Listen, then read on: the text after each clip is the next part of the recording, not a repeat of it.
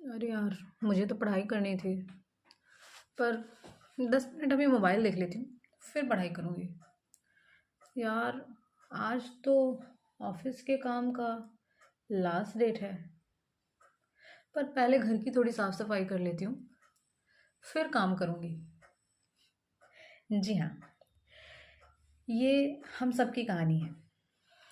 इसे ही हम प्रोक्रेस्टिनेशन कहते हैं। आम भाषा में बात करें तो प्रोक्रेस्टिनेशन का मतलब होता है अपने इम्पॉर्टेंट कामों को किसी भी साइकोलॉजिकल फैक्टर या किसी भी अदर रीज़न की वजह से हम जब डिले कर देते हैं, तो दैट इज़ प्रोक्रेस्टिनेशन। अब आज हम जिस बुक का रिव्यू करने वाले हैं, that is about procrastination. It has 21 ways to deal with procrastination, and the book is Eat That Frog by Brian Tracy. So, this is the book Eat That Frog by Brian Tracy,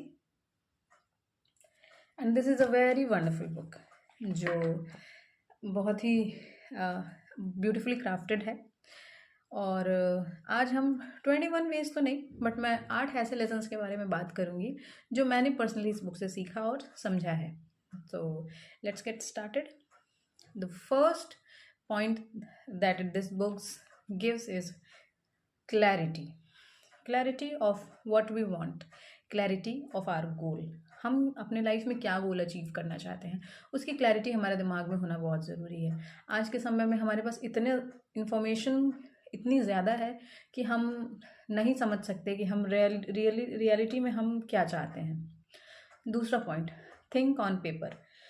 जब हम अपने गोल को decide कर रहे होते हैं तो हमें सिर्फ दिमाग में नहीं डिसाइड करना होता है, हमें प्रायोरिटी वाइज अपने गोल्स को एक पेपर पे लिख लेना है, और जो चीज़ सबसे ऊपर आती है वो हमारा सबसे इम्पॉर्टेंट गोल होता है। Third point is the 80-20 rule. What is this 80-20 rule? हम अपने टाइम को या हम अपनी लाइफ को 80 और 20 के 2 स्लॉट्स में डिवाइड कर लेंगे। जो हमारा 20% वाला जो स्लॉट है, that is the most important, those are the most important task. और जो हमारा 80% टास्क है वाला जो स्लॉट है, वो अनइम्पॉर्टेंट टास्क से भरा हुआ है। तो हम अगर इस 80% को चूज़ करते हैं तो ये हमें बहुत कम रिजल्ट देगा, लेकिन अगर हम इस 20% को चूज़ करते हैं तो it will give more results, better results. And now the fourth point is consider the consequences. हम इसका मतलब क्या हुआ कि हमें अपने consequences यानी हमें अपने रिजल्ट को कंसिडर करना है। जिसका मतलब हुआ कि अगर हम लॉन्ग टर्म थिंकिंग रखते हैं तो हमारे जो शॉर्ट टर्म के डिसीजंस होंगे वो बेटर होंगे। जो हम अगर हम दूर की सोचते हैं तो हमारा आज हम उस हिसाब से ही डेवलप करेंगे। पुरानी कहावत भी है कि दूर की सोचो, दूरदर्शी बनो। And now the next point is creative procrastination.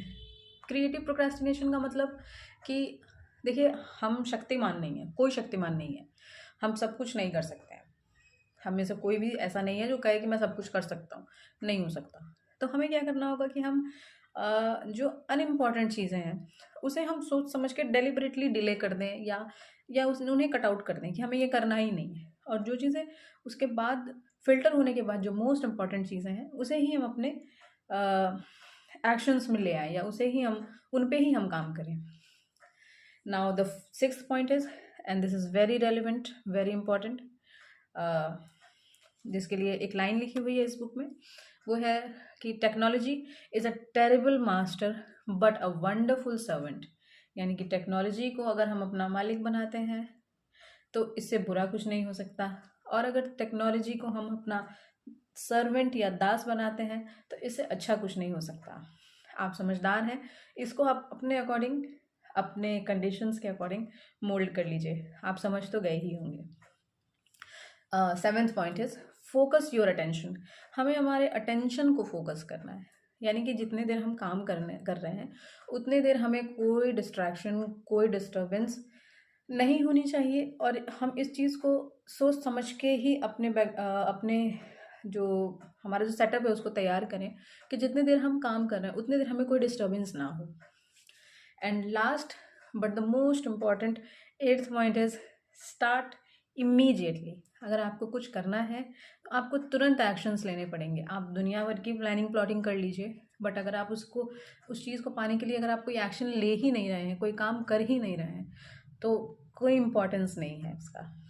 तो this is the summary of this book, जो मेरे हिसाब से मुझे लगा कि मुझे आपसे शेयर करना चाहिए। और अगर आपको भी ये कंटेंट अच्छा लगा तो प्लीज़ आप वीडियो को लाइक करिए, और अगर आप ऐसे ही और कंटेंट चाहते हैं तो चैनल को सब्सक्राइब कीजिए। और अगर आपके कोई सजेशंस हैं या आप किसी पर्टिकुलर बुक का रिव्यू चाहते हैं तो प्लीज़ कमेंट करिए। Thank you very much.